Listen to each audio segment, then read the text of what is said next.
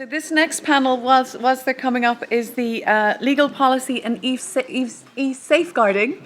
I am Vicky Nash. I am a Policy and Research Fellow and Deputy Director at the Oxford Internet Institute, which is at the University of Oxford. And we've got a really super panel here to address some of the really sticky issues that have been coming up over the course of the day.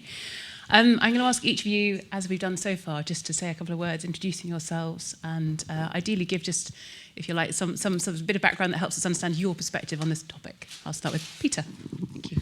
Okay, thank you very much. So I'm Peter Wanless, and I'm the Chief Executive of the NSPCC, the National Society for the Prevention of Cruelty to Children. And our charity exists to end cruelty to children, to prevent abuse, to protect children who've been abused, to transform laws and attitudes so that every child gets the start in life that they deserve. One of the services which we run is Childline, which is there 24/7 for any child with nowhere else to turn. And that gives us a real-time insight into what it feels like growing up under strain in the UK at the present time, and an understanding of issues that are affecting children. Last year, 1,229 counselling sessions were with young people who were concerned about being exposed to sexually explicit content online or seeing images, inappropriate content, and that was up 6% on the year before. A common theme more broadly than that, as a consequence of looking at pornographic material or very violent images, are that young people feel confused, ashamed, guilty, bombarded with pop-up windows of one kind or another and hoax finds, and this can then lead to a sense of desperation or fear, including as a consequence of the trigger of what they've been looking at in the first place, leaving them feeling unable to talk to a family member, creating a sort of sense of isolation and, in some instances, self-harm. Calls and contacts to Childline have also highlighted the impact that harmful content can have on young people's self-esteem, on their body image, on their sexual expectations, on understanding of consent, on the quality of relationships. And some young people talk to us about feeling under pressure to make sexual videos or film sexual acts, which they're then sharing online, leaving them exposed in all sorts of other risky ways. In relation to social networking, I think our sense is that it's far too easy on many social networks to access inappropriate content. In research that we did for NetAware, a service which we pride to help trigger conversations between parents and children as to what they might find on social networking sites, within 20 minutes of accessing 88% of the platforms under review, people were finding inappropriate content for 11-year-olds. So we think there's plenty of evidence that there's disturbing material that's too easy and available to young people, and we know from talking to young people themselves that they strongly favour age verification. This is only a sort of small survey, but an overwhelming percentage in favour of putting 18+ material beyond their site, although they also express fears and concerns about sharing their identity details, about the risk of their identities being hacked, about being targeted in relation to grooming. So the devil is clearly in the detail in terms of how this objective is realised, and their voice and their perspective is going to be important in terms of designing solutions. So our priority is very much that content rated over 18 must be beyond the access of young people. That's an urgent matter. That's the sort of top priority. Protecting children from adult content is accepted in many other contexts, and it should be the same online. Age checking of minors beneath the age of 18, that's exciting and interesting. It creates a whole lot more challenges and questions about protecting young people's identities. Very interested in that discussion, but let's not put it on the critical path to achieving the fundamental and urgent objective of age verification for 18+ materials. Fantastic. Well, you kicked off beautifully there. Thank you very much indeed. Can I just follow up just briefly? You mentioned you had some data on young people's attitudes to age verification. So this, just briefly, is that a piece of research that you've carried out at NSPCC recently? Yes, so this is a small piece of research. It's sort of just over 200 young people. I'm not claiming it's authoritative in any sort of sense, but it gives a kind of a starting insight, if you like. No, that's really excellent, and maybe we want to ask some more questions about that later. Anyway, moving swiftly on to our next speaker. Again, if you could say a few words about yourself before you kick off, that'd be great. Thank you. Absolutely. I'm Pete Johnson. I'm the Chief Executive of the Authority for Television on Demand, or ATVOD. And our role is to regulate catch-up and other on-demand programme services. And we do that in furtherance of a piece of European law, the Audio Visual Media Services Directive. We've been doing that since 2010. Under a designation from Ofcom. Now, the services we regulate cover a very wide range, from the sort of major broadcasters' catch-up services like ITV Player and All 4 and Demand 5, but goes right the way through to sort of pure internet services, including quite a lot of pornographic services. The regulations we enforce are statutory in nature, and as I said, they derive from a European directive. The key one for these purposes is the directive requires that regulated services secure that if a service is providing material which might seriously impair the physical, mental, or moral development of minors, then that material can only be supplied if the service provider secures that minors will not access it. Now, there's a lot of questions there, definitional questions, and those questions aren't all answered in the same way by all European member states. In the UK, we have a very clear and sort of child protective approach. So minors means under 18s. The law now makes clear that the material from which they need to be protected on the services includes hardcore pornography. That's not the same in other member states. And we have published ourselves clear guidance on what securing that under 18s won't normally access means. And for us, that means having in place a content access control system which has two parts. Firstly, it has a robust age verification process. And secondly, if you're not going to use that age verification process each time your customer returns to view the content, then you have to issue passwords or PIN protection numbers that can be used to demonstrate that it's the same customer. It's a very similar mechanisms that are used on gambling websites under the auspices of the Gambling Commission, and we were very explicit in sort of following that lead when we were drafting our guidance. We don't accredit individual sort of proprietary systems, but we do issue clear guidance on the sort of tools for age verification that we find appropriate. So possession of a valid credit card we do regard as appropriate, but use of other payment mechanisms like debit cards and solo cards, which can be used by under 18s, are not acceptable. We keep a keen eye on developments in the age verification space, and so recently, following a consultation, we updated our guidance to allow proof of ownership and possession of an age-verified mobile phone to be used to verify that somebody's 18, and I know there are some people in the room who are using that method in order to comply with our rules now. The big issue for us is that we have required these rules of those who are providing pornographic video on demand content from the UK, but those are a small minority of the providers of such content to UK children. Our own research showed that in December 2013 alone, over 500,000 under 18s accessed an adult website from the UK, and that was on the family PC. That's excluding tablets and mobiles. So we know the amount of content being accessed is absolutely enormous. We also know that virtually all of that access was to services based outside the UK, and therefore outside the sort of controls that we require. And that's why I would echo Peter's call that dealing with that "Are you 18?" question is the key one that needs to be addressed. There is a lot of material out there that none of us was exposed to on the sort of scale or extremity when we were teenagers. It really, if anyone wants to see some of it, come and see me. We're not talking about top shelf in W.H. Smith in 1975 here. We're talking about very extreme material, which is very freely available.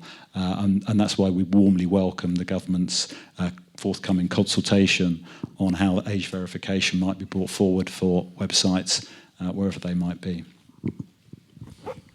Thank you, Peter, very much. And again, I'd just like to follow up on one of the points that you raised, which is regarding the difficulties of dealing with content originating outside the UK. Am I right in thinking that when you addressed this issue about just a year or so ago, maybe it's 18 months now, you did have some recommendations as to how we might deal with that? Do you want to just mention that now as well? Yeah, absolutely. I mean, we thought that models that have been used in other areas, like, for example, the gambling industry, there is now a requirement that if you're providing a gambling service into the UK, that you require a licence from the Gambling Commission, irrespective of where the provider of that service is based. And we think that lessons could be learned in relation to adult content from that sort of approach. There's a licensing regime in place there. We also think, and we did a lot of work with some people in the room here today from the payments industry, about whether that might be a mechanism, following the money might be a mechanism of securing enforcement if you had an age verification requirement. It's all very well having the requirement, having the legal obligation, but unless you can enforce that obligation on people who aren't within your jurisdiction, you don't actually get anywhere. So we think that following the money and having a mechanism by which you might prevent payments flowing to services which are allowing children to access age-restricted material would be one way of beginning to address that problem. Thank you. That's super helpful summary there. Moving swiftly on, William. So I'm William Heath. I'm chairman of Midex Kick. I think I make some broad points, perhaps set out some Midex position, and then one or two notes of realism picked up sort of from during the day. I think broadly we're here to try to reduce harm. I think Peter and others have mentioned, and we're aware of the harm that's made. I think Robin Wilton was wise to remind us that we're also trying to avoid unintended consequences, particularly unintended consequences that we've already got enough experience to predict. I think in going online, we want convenience and empowerment for individuals, and I think we want to open up legal markets for businesses. I think there's also a human rights set of angles on this. Certainly privacy has been mentioned. We've got a human right to privacy. We do not want our children to be objects of surveillance, as was said this morning. There's a clear data protection principle about information which is given for one purpose shouldn't suddenly be used wholesale for a different purpose. I think we all saw the care.data debacle, which shows how badly wrong a service like health can go. It would be a great shame to see education go down the same path if you've had to give up information to go to school or go to university, and suddenly that data is being sold through a commercial arm for quite different purposes, for semi-commercial purposes. I'd hate to see JISC.com sweating the asset with some 90 pages of terms and conditions, and somewhere on page 87 it says, we will give your data to other people as suits us. I think if JISC said, we will give the proof that you are associated with this school or university back to the individual, that would be a quite different matter. I'll come back to that. I think content blocking is something that's very appealing to authoritarians and politicians, and particularly to authoritarian politicians.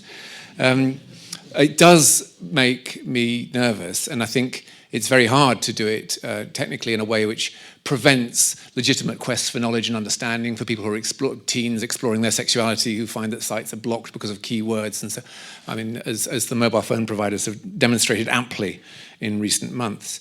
So this panel, I think, is about legal policy and e-safeguarding. We should say to Rachel and Mark, well done for doing a brilliant job today. I did beg them not to be on this panel. I'm not a lawyer. This is not a policy matter. Midex is a very practical solution. I think the policy side of it is long gone.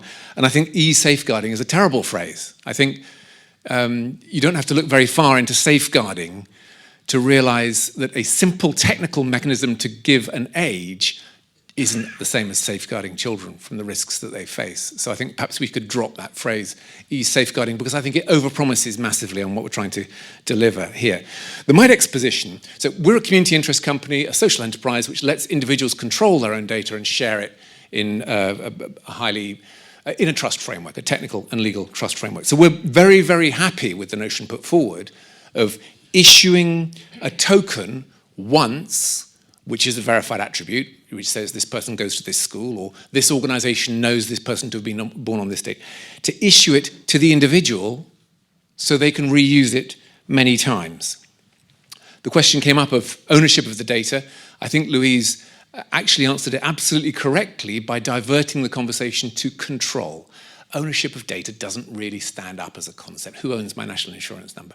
The question is who controls personally identifiable information, or information which can be used to make decisions about you. And what we would say is there's a very powerful role for that control to sit with the individual. So what we would say is, if you're trying to solve this problem, it's a mistake to think solely in organisation-centric terms, to lapse into, my database will talk to the database of this other organisation and check with that database of that other organisation. It's absolutely transformative to plug in the individual, the empowered individual who's able to share their preferences, their status, their data, and attributes that they've gained from other places. The connected person. So that's the point of the infrastructure that we provide. It would let you do single sign-on with multiple protocols. It would let you do personalization and preferences in a privacy-friendly way, and the actual storage of personal data of any sort, including attributes that have come from other parties. In terms of notes of realism, I have to say I love the observation. Who was it who said, people have got food and drink in here, but there's a sign on the door saying, do not bring in food and drink. Thank you. Now, did you know that there's another set of doors at the top, and that does not have a sign saying you get it? So the thing is, if you want to drink food and drink in this order, please enter by the upper doors. It's just a proof that these kind of rules don't immediately have the full effect that you want them to have. I think it's important to be clear of our facts. I heard Baroness Shields say this morning that 95% of people had now either made a choice or simply defaulted into having content controls. And that's very surprising, because the last research I saw said that on Virgin, 4% of new customers, BT 5%, Sky 8%, TalkTalk and Outlier 36%. Those are the numbers who now have controls. And DCMS have since clarified the minister's remarks, as civil servants are likely to. 95% were offered a clear choice, is actually, I think, what the minister meant to say. So it's been pointed out that the UK is a small island. The 500,000 young people who've accessed adult services, almost all of these are abroad. Almost all the gambling sites we use are abroad. So we've got to clearly to have an international dimension to any solution we bring. I think the closing point I'd make was made to me by Professor Roger Needham. I worked with him on the Foundation for Information Policy Research. It's a wonderful old Cambridge computing professor. And he said, if you think technology is a solution to your social problem, you don't understand technology, and you don't understand your social problem either. And I think that resonates very strongly in this area. I think there's a series of very serious challenges we've heard to these proposals. I would just say that introducing the element of personal control over personal data, not via a portal where you can log into and change things, but actually where it's under your control and you are the data controller. It addresses the question of privacy, the question of data protection, because the individual is the data controller, the question of consent to data sharing, because the individual is in a position to issue an informed consent for a given purpose. When you have to scale up the proofs, you decide that just the one token wasn't enough, you need several more, that's fine, it copes with that. And also, it responds to the inevitable gaming of the system that happens when your doors are labelled in an inconsistent way. William, thank you very much. And again, continue the tradition of asking searching questions on the basis of what was said to show I was listening. I wondered if you could just give me a couple of examples of how MyDex is being used well by consumers. So where does this sort of process work So well? the platform's fully built, and we have 24 clients who are in various stages of making connections. But it's like scrambling eggs. You can put in all the ingredients and turn on the heat, but until the eggs start scrambling, it's not working. We do not have live connections where the data is flowing, although the capability is all there. And okay, so then I was going to sort of follow up with that, I suppose, which is around, again, if I was going to play devil's advocate, control over one's own information sounds like a really wonderful thing and something that's been missing for a long time. But given how regularly I tick those boxes on websites and online forms and say I consent to you to do whatever the hell you want, how far do you think we'd be bothered to have control over our own data? Okay, so there's a whole amount of data that's been either given away or taken or surveyed away, and that's gone. But in economic terms, the most valuable data you'll come up with is your next intention to move house or buy a new car. So it's always worth protecting the upstream data that is coming down the track and having a better model for that. So I think we could have councils of despair because the entire Web 2.0 world operates, as was said this morning, the individual is the product and no one's read the terms and conditions. That doesn't mean we should give up and not start doing it right now. Completely agree. Thank you very much. Professor. Thanks. So I'm not a lawyer either, so I'm in good company at least here, but you are, right? Right. I feel like that Ronnie Barker and Ronnie Corbett sketch then, but anyway. So I'm the director of the Cybersecurity Research Centre at the University of Warwick, and I've been working for some time into research into communications and authentication mechanisms. But as the programme says, I'm also a professor of what's called cyber systems engineering. That means I do try and make something or tell people how to make things at times. And I guess one of the things around that is ensuring that the problem's really understood. Analysing the requirements of the problem and the solution that we have to develop to address that problem. And as I've sat here today, I've thought, wow, this is a tough space we're in. We really need to find the right standards. So from the theme of the day, standards and regulation and legislation of this session, we need to make sure that that's done right as well. Because what last thing we want is legislation that doesn't work, that doesn't look at the problem effectively. So any technological solutions, regulation, or legislation needs to be fit for purpose. And I guess that's where I've been sat here thinking about how do we ensure that happens today? Because we haven't made it easy for ourselves, I don't think, today, because we have the term I was talking at lunchtime and others have used it after lunch, conflation of issues that there's been. We've been talking about age check, I think is the hashtag, but a lot of this you would see at many conferences and talks on identity management, on authentication, and they are different things, so we just have to be careful that we are looking at the right problem. So I guess we have mentioned use cases, so there's a wide problem with different use cases, and we have to sort of think of those. And I thought, Peter, you said very clearly right at the beginning about the problem of accessing content that's inappropriate for children is on the critical path. It's a major focus, it should be. And I quite agree with that. So if we think about what are our problems, why do we want to do age checking? Then one of the reasons will be to protect children from seeing content or accessing goods or services online that they shouldn't.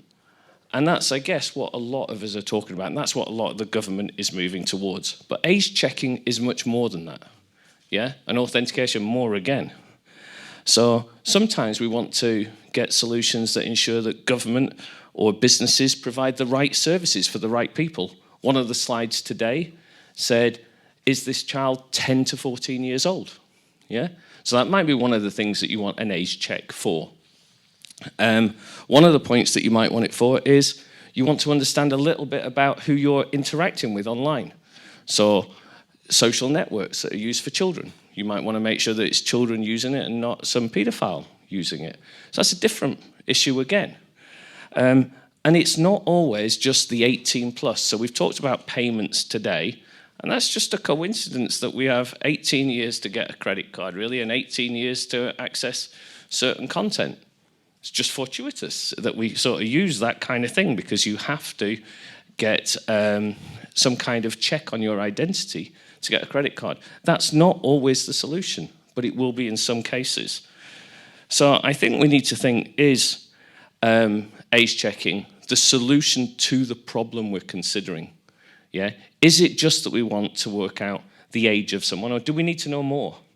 We've heard today about, I think it was in that first session, about location. Oh, so I can find out if they're in the UK. Well, we're not in age checking. And now, how far do we take that? What about the gender? Maybe there's a certain service just for people of a certain gender, or a sexuality, or some other point. What do we, where does that draw in that space? And how many of these tokens do we give out? So we just need to be careful about how we're solving this problem, what our various approaches will be. I think we have to think, how do we make businesses undertake age control, age checking? So I thought one of the ways is legislation. We've seen that work.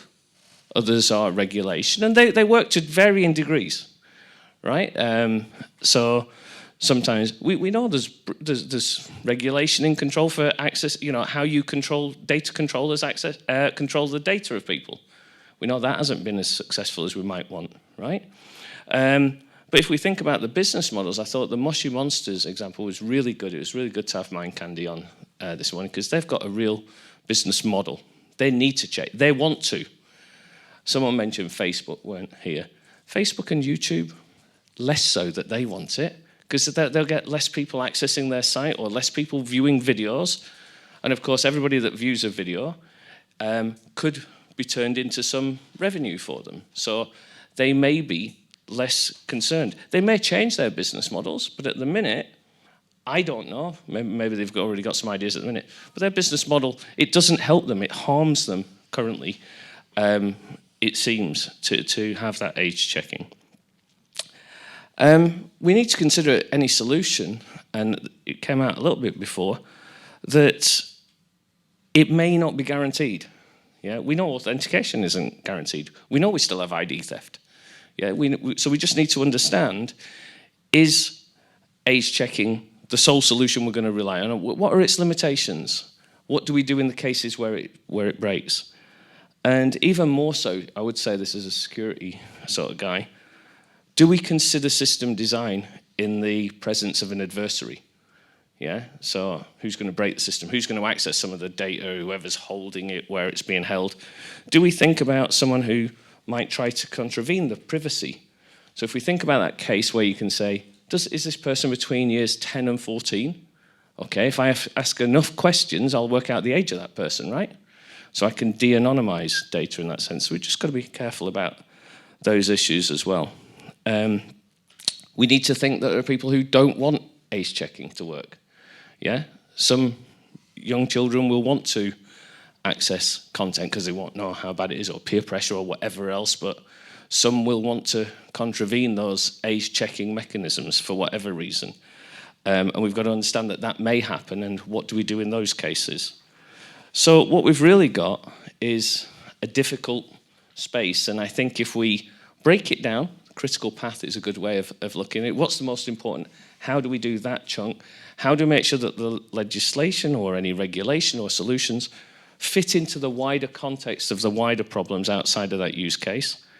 Then I think we can solve the problem. And I think it is something we've got to work on. And for the sake of those 500,000 kids, I think you said it was, it's really vital we do it soon. Thank you.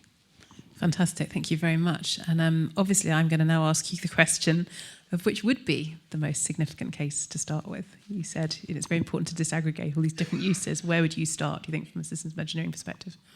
Yeah, so I think without a doubt, you've got to look, we've talked about risk and prioritization. Clearly protecting children, I think, is something that's key to everyone, and while I mentioned about Facebook might have some issues they might not want to do for business reasons, they are behind a lot of the We Protect that was mentioned today, and other things. I sit on an Interpol working group where they're involved, and that is something that is absolutely key because of all the repercussions that the NSPCC will know far better than I about how that can harm people much later in life. So for me, that's the key area that we've got to go, and then look at the other cases. But just be mindful when we solve this problem. Yeah. Absolutely. Thank you. Abhilash, it seems to be our fate to turn up at opposite ends of panels at the moment, but lovely to have you. Thank you, Vicky. My name is Abhilash Nair. I'm a lecturer in Internet Law at the University of Strathclyde, where I'm also Deputy Director of the Centre for Internet Law and Policy. I am going to be focusing on age verification, the context of adult content, pornography, perhaps being the most popular issue, for want of a better word, affecting the largest number of people in the wider age verification debate. I think as a starting point, what we need to recognise is the legal principle that what is illegal in the offline world should remain illegal in the online world as well. So that would be a good starting point to start off this debate. In terms of pornography, there is some sort of a global consensus that child abuse images is illegal and should not exist. Universally, although different countries have slightly different levels of regulation and approaches towards combating child abuse images, but at least in principle, there is more or less some sort of harmony, at least at a theoretical level, that child pornography or indecent images of children should not exist. There is less of such harmony or consensus when it comes to the regulation of adult pornography and the need, or the state's compelling interest, to protect children from exposure to inappropriate content.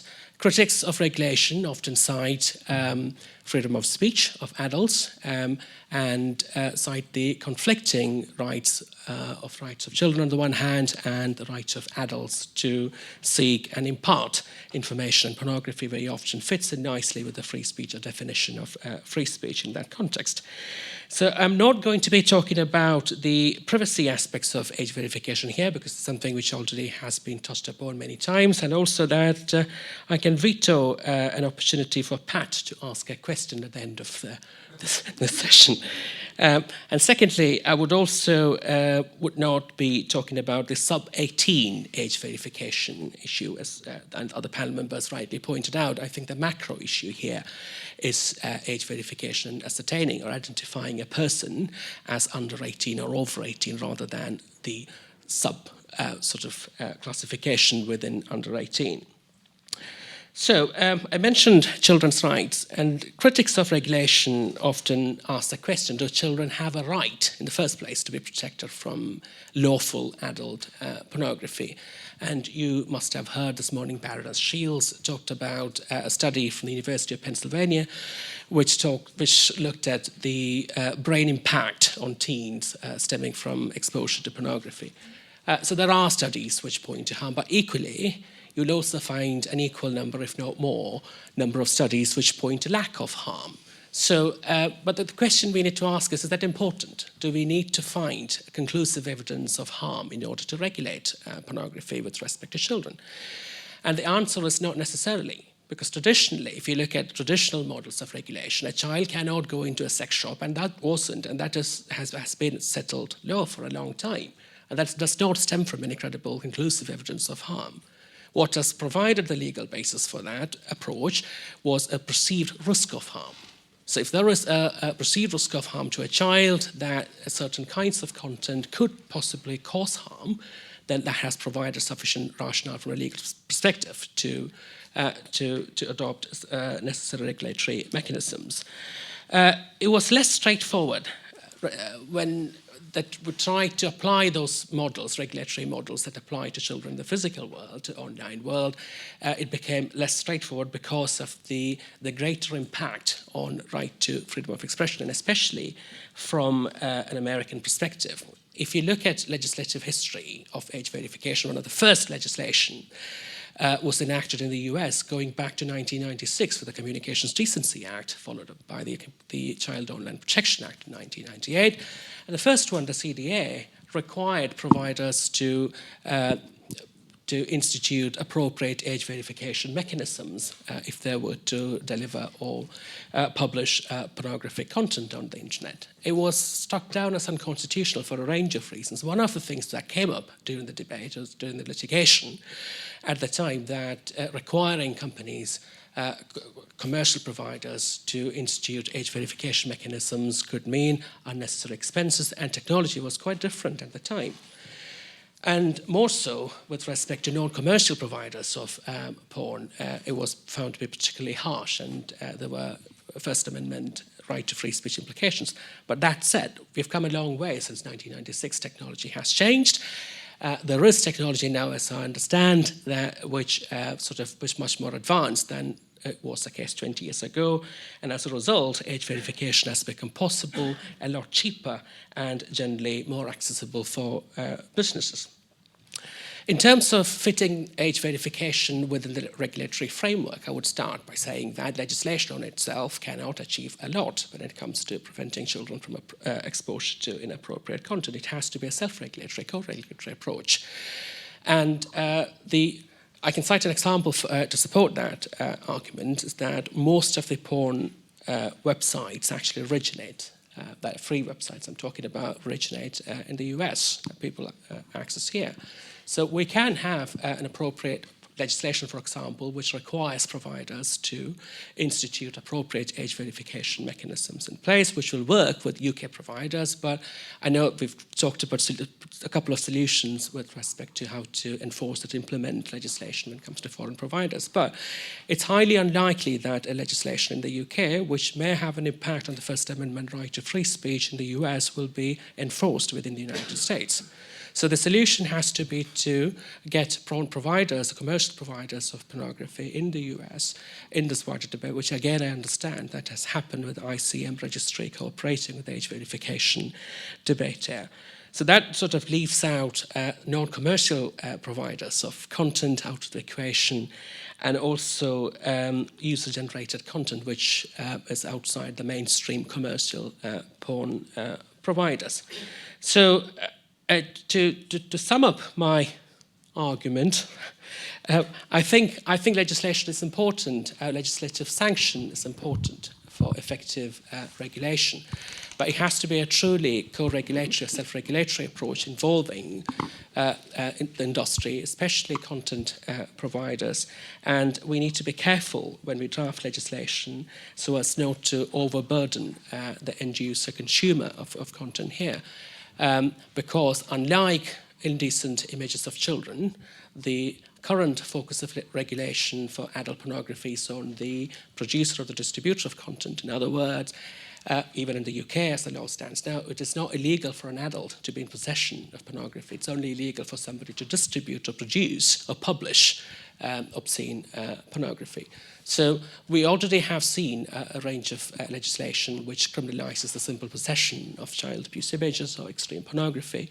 That model works well for child abuse images because it's children who are being abused in the process, but adult pornography needs a slightly different approach. So I would advocate a truly multi-stakeholder approach that involves cooperation from the industry, backed up with the legislative sanction. Abhilash, that's wonderful. Thank you very much. And actually, I'm going to forego my question to you in the order to have more questions from the audience. But I mean, just to sort of briefly go back over what we've heard from this panel and also the course of the day. Obviously, we have a variety of scenarios, some where existing regulation or legislation technically requires age checking of some sort, either to access goods or services that are not accessible below a certain age. But we're also looking at the possibilities of using age checking technology, obviously either to develop new business opportunities, to develop new forms of responsible practice, to learn more about customers and consumers, as we've just made clear. But then we also have the question that came up in the previous panel, which is when, it's all very well saying there is some regulation already in place that requires this, but then there's another question, which is, well, actually, might we require more legislation and regulation to accomplish some of the aims that have been set out in other parts of the discussion today? So I wonder whether we might think in some of our questions about several issues, so things like, is existing regulation, legislation, frameworks, are they adequate? Are there gaps which age gating or age checking sort of can leap in and fill? What are the roles of different stakeholders? Is it a question of co-regulation, self-regulation, as just discussed? And perhaps, I know we don't like the term e-safeguarding, but I think it is fair to remember that a lot of these issues come at from the basis of looking after younger members of society, obviously online. Anyway, we have mics, I think, as usual, I hope. Excellent. And I can see a question up there, lady at the back. Yeah.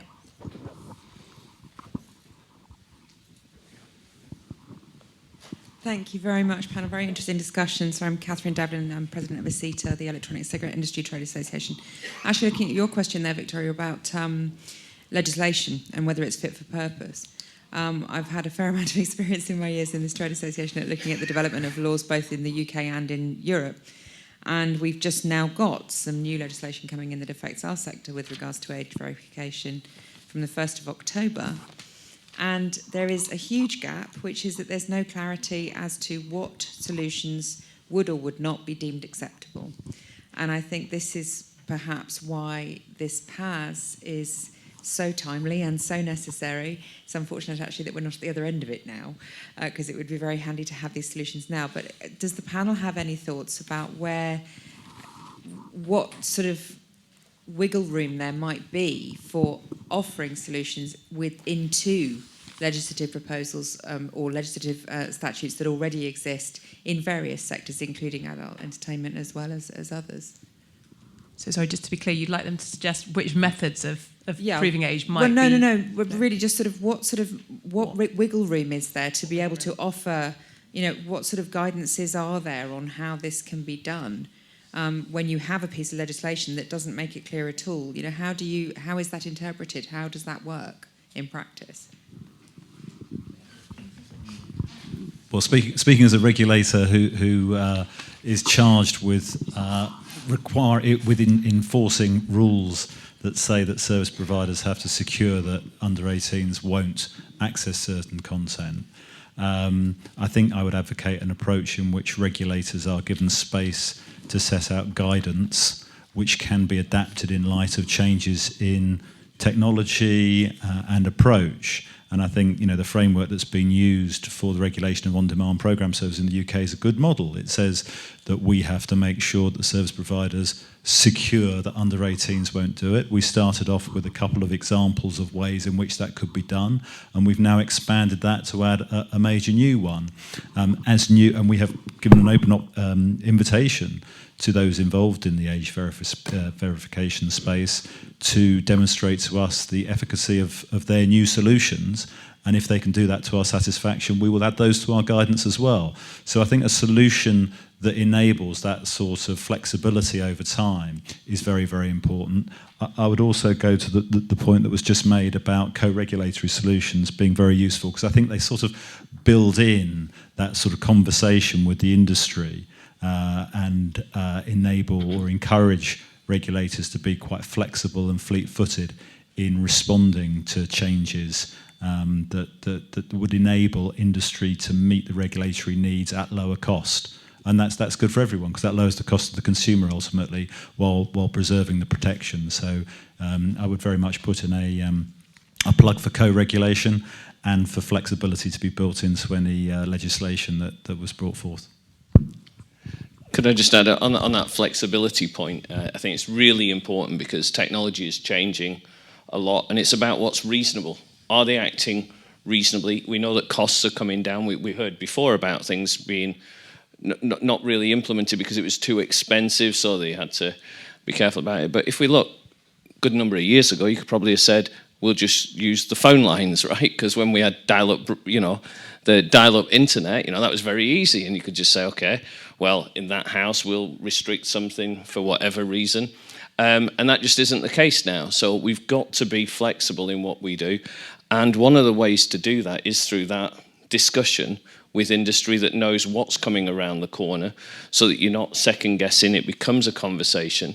And I'd go further, if you can try to help nudge the behaviours of industry, try to see, because they are people at the end of the day, they've got some, around this kind of thing, there's some moral conscience, but they may not have seen some of the business opportunities that there are if you can restrict stuff. If that becomes part of their business reason, actually this could be good because we'll get more sales because of one reason or another. We're seen to be more ethical, or there's a different market that we can tap into here that's different, then that's a real winner as well. So the three solutions I'd suggest. Excellent. Let's take the next question. I think we've got one gentleman at the back, and then I'll come down. Hello, my name is Anna. I'm from Surrey Centre for Cybersecurity at the University of Surrey, and I have a few questions and comments, having a great panel there. One is from Peter Johnson. I was wondering, how do you rely on families to tell you whether or not they have kids under 18 and whether or not they would like to have that switched on or off? Or how would you know the content and what content need to be filtered and when?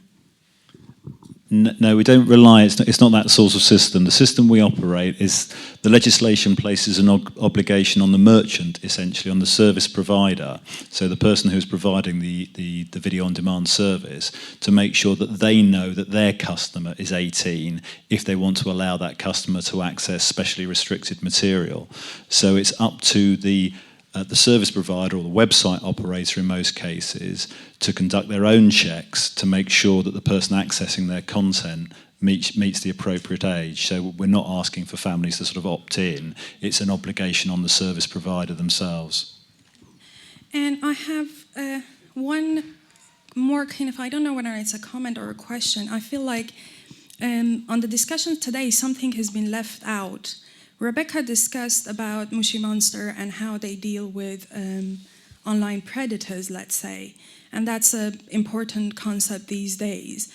And with the example that Rebecca gave, they have moderators trying to check things online when it comes to the age verification. And we know that some cases the predators tend to lie. What has been mainly the discussion today, it has been relying on outside sources in order to verify the age, but not look at the content inside to make that separation. And I think that's another side of age verification, and some computer professionals work there on this side. And I was wondering whether or not you have any insight to it. Can you elaborate more? Have you, any of the organization, including NSPCC, has considered something like that? Sorry, is it a wrong question? I'm directing this to everybody on the panel regarding, we only touched today on relying on outside sources such as bank accounts, payments, regulatory offices in order to identify the age, but not on the content of people communicating, especially in case of, for example, Mushy Monster and Rebecca's scenario. So do you mean you can tell by what they're saying and how they're saying it, whether they're 18 or under? Anybody? I mean, there is an interesting, if Baroness Shields was talking about the We Protect innovations that have been developed under that programme, there's a really interesting example there that a couple of companies have been looking at tracking the habits and behaviours of people online and using the sort of technology which is used by the banks to detect fraudulent transactions, and I think that's potentially very exciting. So, should be now. Keep talking. yeah, so we've done some work in this space, and there's plenty of others. And as you said, the fraud analysts in Visa lend in a lot of support. I think you used to be at Visa, did you, or something? You'll know about the skills they've got there. So there is some work in that. Of course, that's looking at what people are doing and behaviours, and that's the privacy argument where we're trying to say people have got the right to privacy. You know, so how do we balance these up? But I think if we look at the point that I was making about looking at what the problem is, yeah, you then have to think, how far does your solution go? So your technological solution might go some way. So if you said on Mushy Monsters, everyone had to have a token that they were between 5 and 12, then of course you've got a risk that some people might have accessed that token when it's not really theirs, so they're older than that, and that might be a paedophile, for example. But then you do a risk-based approach. You say, okay, how likely is that to happen, and what other measures do I need? And that's the whole point about thinking in terms of an adversary, yeah? Or, well, so I say adversary because of the security background, but somebody who doesn't want the system to work, yeah? So some people, probably still happens, people will buy cigarettes for someone who's underage or something like that, yeah? What do you do about that? You have to limit the likelihood of that happening. So you have to do something that's proportionate, yeah? And the same thing will happen, that people will share credentials. So if you've got a token, somebody will give it to somebody else, you know? So you've got to balance all these things out and see what is proportionate for the problem you're doing. And that may be out-of-band authentication or some kind of checking. And, you know, Facebook does that. Facebook does that right now. Yeah, if they don't believe that person usually will come by someone reporting it, but they will check the age of people if they get a report. I can see there's quite a lot of hands up, so I'm wondering if we can take 2 questions at a time. Can we possibly take one from the gentleman up there with the microphone? And Rach, is it possible to come and get one from the front row, and then we'll address both of those and hopefully get the last 2 in as well? So a couple of things then. There's you're talking about privacy protective algorithmic regulation. So it's maybe one for Akhilesh. He wanted me to ask a question. So under the General Data Protection Regulation, of course, there's going to be tighter regulations over profiling, so that might impact on that. But secondly, age verification, there are a number of legal and regulatory instruments that cut across what we need to do to finding solutions. And it's interesting that just last week it was announced that responsibility for data protection and e-privacy in the UK will shift from the Ministry of Justice to the Department for Culture, Media and Sport, and that the Information Commissioner's Office, who's responsible for supervising and enforcing the law on data protection and e-privacy, will also shift. Will that make it easier, or will it make it harder? Hold that thought, and then... Hello. Hi, I'm Dave Cook, Director at MindGeek and Playboy Plus. We run a lot of the tube sites, the adult tube sites that we're probably aware of. Apologies if this has been covered because somebody just walked in towards the end of this, but we're obviously developing age verification software across our business. People think we're ignoring it, we're not. One of the real worries is the enforcement on this, and to ensure that if we comply with the as yet unwritten law, if the law indeed comes into force, that any competitors, and there are a huge amount of competitors on all varying scales, how will the law be enforced? Obviously, the easiest one in my mind is ISP blocking, and all those who aren't compliant with the new law will be blocked. But are there any alternatives that are realistic at all? Thank you very much for both those questions. Abhilash, the first question directed against you, but obviously anybody else wants to answer as well. Yes, you lost that pint to start with. Anyway, I was going to buy you later. Right, okay. Whether the ICO supervising or overseeing it would that be a better idea? I would think so, because if age verification mechanism comes into place, and essentially if you're looking at a trusted third party, there would become data controllers. So all the issues that apply to any data controller would apply to them as well, because there is an organization who hold a massive amount of data, and often that data can actually relate to children, not just adults. So in that sense, I would think that some sort of oversight would be mandatory, and whether ICO is the best person to do that or not, I don't know. But somebody with power should be doing that, just within the general data protection framework. If that sort of answers your question. Anybody else want to come back on that, or this other question about enforcement? I'll take on the one on enforcement, if you like. I think it's an absolutely crucial point. We've always been very, very clear that you need three things in order to deal with the problem of foreign websites allowing UK children to access hardcore pornography. Firstly, you need clarity in law. So it needs to be clear that they're doing something illegal. I'm not sure that we quite have that yet, despite CPS guidance on the OPA. Secondly, you need a framework that identifies the services that are operating in breach of UK law, because somebody's got to find them and say this one is breaking the law. And the third thing you need is effective enforcement, so that you can say not only are they breaking the law, we're going to stop them breaking the law. So you need all those three things to be in place, which is why I think the consultation that's coming up is so important, because I very much hope that it will address all three of those things. When it comes to enforcement, there are sort of three main measures that are usually proposed when people talk about dealing with offshore services. One is, as you say, ISP blocking, and that's being used at the moment.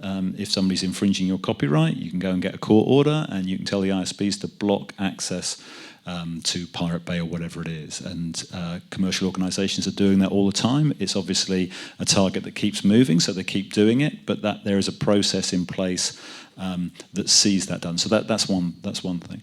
Another one is what I mentioned earlier, which is to follow the money, to say if you are going to be breaking UK law, you won't be able to monetize your business in the UK, because we will work with the payments industry to ensure that payments don't flow from the UK to your business.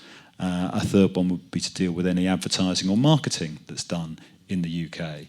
Should your search terms, should your service appear on Google search terms if it's an illegal service, that sort of approach. I think all of those approaches raise all sorts of issues of how proportionate and reasonable they are, going to the point that was made earlier. And I think there's a very interesting debate to be had about how far do we want to go in blocking access to this content. And I think people have different views on how far we should go. Some are more intrusive than others. Blocking the payments isn't particularly intrusive to the consumer, but ISP blocking is pretty intrusive to an adult consumer of that content. So I think there's a really healthy public debate to be had about how far are we prepared to go to protect children from this content. And I think that debate has moved on enormously in the last few years. A few years ago, the answer that was coming out of conferences like this was very much, it's media education and parental control systems, and that was it. And everything else was sort of off the table. Well, we've had those items for a very, very long time now. We've had a lot of initiatives, especially around parental controls and parents taking responsibility for that. And figures were cited to my left. The one that I saw in the latest Ofcom report was that only 32% of households with children have parental controls installed on the family PC. So, most children are not being protected by parental controls. And that's after an awful lot of effort at government level and ISP level to try and make people aware and to engage. So we need to have a debate about whether that's enough. If it isn't enough, we're going to have to take some of these other measures to ensure the enforcement takes place. Because, are MindGeek going to act if ex-hamster don't? Well, ex-hamster don't if we do. Yeah. We would commit commercial suicide if we didn't. Yeah. If we decided that we were going to do it and no one else did. Yeah. It's very important. Okay, last two questions, I think, if I'm allowed to fit two in. So, gentleman here, and then around here. I just wanted to say, in terms of getting international business to embrace age verification, we need to be very careful about the limits that we set, particularly in the case of, say, MindGeek. Recently, we saw ATVOD introduce rules to say behind age verification, we're going to limit what adults can access up to BBFC R18 standard. Now, that may work for UK-based businesses, but international businesses take a different approach as to what content is acceptable and what standards of ratings there are. So, for instance, a business such as MindGeek, where they've got thousands and thousands of hours of content on their tube sites, to rate all of that content and police it, even for a UK regulator, is going to be impossible. So there needs to be some consideration taken to what we're saying. I think it's very important that we get these age verification checks in place. But if by doing so we're saying, well, now we're going to police what you can do behind there, it may actually be counterproductive and make people say, well, actually, we're not going to embrace that because we couldn't possibly meet the standards that's being expected of us on an international basis. So, there needs to be some consideration to that, and maybe a step back from this over-policing of what adults can, do, consenting adults behind an age-verified system, in order to ensure that we get the international community to embrace it and, get it in place as quickly as possible. And I think that's one of the biggest stumbling blocks moving from a UK-based system, which we have at the moment, to embracing the international community, is the level of standards we're expecting behind age verification. I wonder if Pete has any idea of how he's going to deal with that if that happens. I'm going to ask him to hold that thought, if that's all right, just for a second, sorry, just to make sure we can get one more question in, and then... Pete brought up the Pirate Bay, which is an interesting worked example, because we don't know what the statistics for British usage of the Pirate Bay are anymore.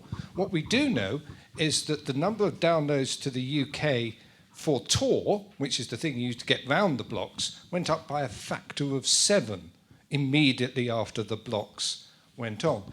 Given that these techniques don't work, is anyone on the panel prepared to say that my 14-year-old can't just walk through your protection like it isn't there? Is there any evidence that you're actually reducing the amount of harmful pornography, however that is defined? Is there any evidence at all that it stops teenagers getting access to the stuff that you deem inappropriate? Is there any evidence? Any study that produces a number? I like numbers, Can I maybe just throw one thing in there? I mean, that's a very large policy question you're asking, but I mean, certainly the policy discussions I've always been engaged in have differentiated between the determined teen who will do whatever they can to access something they're not supposed to do, in which case, it's not that person, no, but what you probably will reduce is the number of kids who are stumbling upon things unnecessarily. And that's often the differentiation that's made. It's not my differentiation, but it's the one that's made. He's used up a good percentage of my USB sticks giving it to his friend. We haven't even touched on sharing user content. Anyway, but yes, panellists, sorry, I'm hogging it. I'm happy to start on the suggestion that there might be some sort of trade between the UK government and the international porn industry, that you'll put on age verification if you can show adults whatever you want. The legislation that came in at the end of last year wasn't brought in by ATVOD, it was brought in by government, because they wanted to create a level playing field between what was acceptable offline and what was acceptable online. So they introduced a rule that said, a statutory rule that said, if the material could not be sold to adults even in a licensed sex shop. You can't provide it to adults on an on-demand program service in the UK. I'm very acutely aware of the sort of content we're talking about, and we're talking about, in most cases, some very extreme content.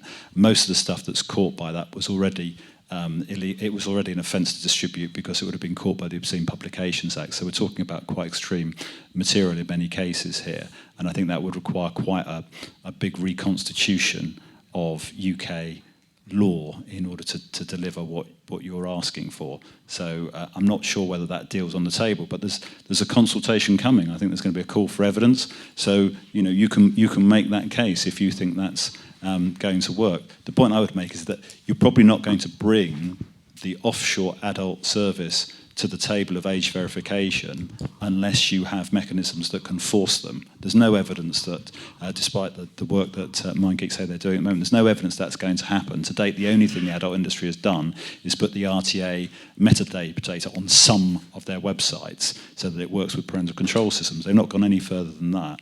There's no evidence they're going to be brought to the table unless they're forced. And if they're forced to the table, why would government need to concede anything? So I'm not quite sure that the argument stacks up, but there's going to be an opportunity for you to make that case to government in the consultation. Anybody else? Any last comments? Nope. So for me, what this panel has really done, I think, is it's really sort of flagged up some of the challenges we've sort of looked at a little bit over the course of the day, but specifically, there's a tendency for us to regard existing regulatory and legislative gaps as the best starting place for using this sort of tool. The idea being that if certain things are illegal to access online for under 18s, then introducing age gating, age checking of some sort is going to be some sort of easy win or easy solution. And I think that the points that all the panellists and the audience members have made is that there are tremendous difficulties still around enforcement, around obviously cross-jurisdictional enforcement, also around unintended consequences and other trade-offs in relation to things like privacy, loss of control, and as the gentleman in the front pointed out, it's not as if this is ever a perfect policy solution anyway. So I guess for me, the question that I'd like to throw back for maybe the last session is whether or not we need to refocus our minds again on the other opportunities that this sort of tool might offer in relation to either sort of business opportunities or sort of more discretionary use, if you like, in age checking under 18s. But please can we thank all of you for your questions and our great panel.